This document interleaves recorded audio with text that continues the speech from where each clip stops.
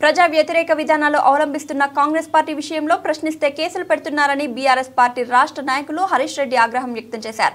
గతేడాది బీజేపీ నాయకులు తనపై పెట్టిన కేసు విషయంలో పెద్దపల్లి జిల్లా గోదావరిఖని 1 టౌన్ పోలీసులను కలిశారు. అనంతరం మీడియాతో మాట్లాడుతూ కాంగ్రెస్ పార్టీ నేతల కనుసన్నలతో ఏదో ఒక కేసు పెడితే బెదిరింపులకు గురి చేస్తే ఊరుకునేది లేదన్నారు. పోలీస్ స్టేషన్కి రావడం జరిగింది. ఈ ప్రభుత్వం అవలంబిస్తున్నటువంటి ప్రజా వ్యతిరేక విధానాల పట్ల ప్రశ్నించేందుకు గాను కొందరు నాయకులు చేస్తున్నటువంటి తప్పుడు పనులను ప్రశ్నించేందుకు గాను మరి నా మీద ఒక ఎఫ్ఐఆర్ నమోదవడం జరిగింది. దానికి సంబంధించినటువంటి నోటీసు నాకు మొన్న 16వ తారీఖు నాడు ఇక్కడనే గోదావరిఖని మన ప్రెస్ క్లబ్ దగ్గర ఇస్తే మరి ఆ నోటీసులు పట్టుకొని ఇలా దానికి రెస్పాన్స్గా మేము రావడం జరిగింది. దాదాపు ఒక అరగంట సేపు నన్ను ఇన్వెస్టిగేట్ చేసిండ్రు. వాస్తవంగా మాట్లాడుకుంటే ఈ కేసులో ఏమీ లేదు. ఇటువంటివి నా మీద ఒక 10 కేసుల దాకా పెట్టారు. ఇప్పటికీ హైదరాబాద్లో కొన్ని కేసులు ఉన్నాయి, గోదావరిఖని అన్నీ కూడా తుపేల్ కేసులు. మా నాయకులు కేటీఆర్ గారు చెప్పినట్టు ప్రజా వ్యతిరేక విధానాల పట్ల ప్రశ్నించినందుకు పెట్టే తుపేల్ కేసులే తప్ప ఏది కూడా కోర్టులో నిలవదు.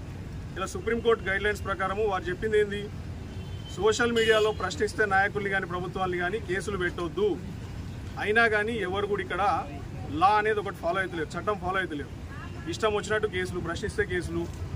రేపు ఖచ్చితంగా ఒకటి గుర్తుపెట్టుకోవాలి, ఇప్పుడున్నటువంటి ప్రభుత్వంలో పనిచేసే కొందరు అత్యుత్సాహపరులైనా లేకపోతే ఇంకొకరైనా పార్టీ కార్యకర్తలైనా ఇప్పుడున్నటువంటి ప్రభుత్వ కార్యకర్తలైనా కానీ రేపు రానున్నది కేసీఆర్ గారి ప్రభుత్వమే, బీఆర్ఎస్ ప్రభుత్వమే. రానున్న 3 ఏళ్లలో ఖచ్చితంగా దీనికి తగ్గట్టే వడ్డీతో పాటు మేము చెల్లిస్తాం.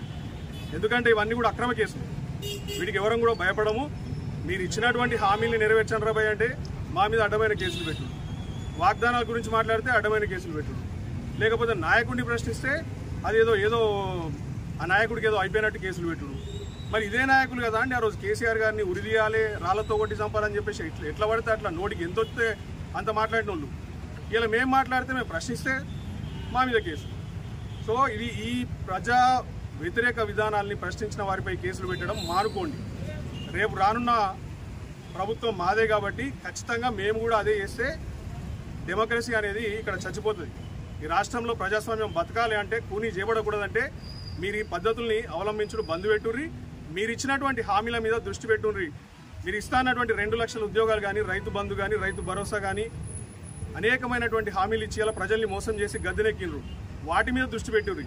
అంతే తప్ప ఇట్లా అడ్డదిడ్డంగా కేసులు పెడితే ఎవరికి లాభం? దీనివల్ల ఇప్పటికైనా పద్ధతులు మార్చుకొని ప్రభుత్వం ఎందుకు మిమ్మల్ని ప్రజలు ఎన్నుకున్నారో దాన్ని గుర్తెరిగి ప్రవర్తించండి.